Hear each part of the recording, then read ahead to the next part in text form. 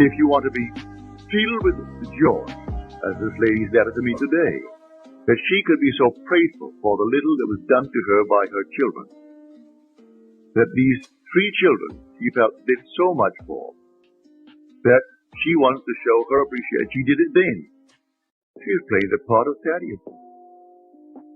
That is Thaddeus, one of the most neglected characters in Scripture, for it means praise. It means thanksgiving. And so few people will stop to say thanks. Were they not 10 of you? And only one returned to say thank you. There were 10 who were instantly cured, and only one came back to say thank you. That's Thaddeus.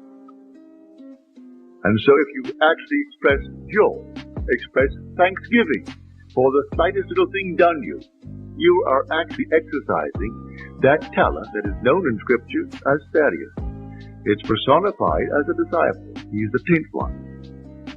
And so neglected because so few people are grateful. First of all, they reflect upon what happened.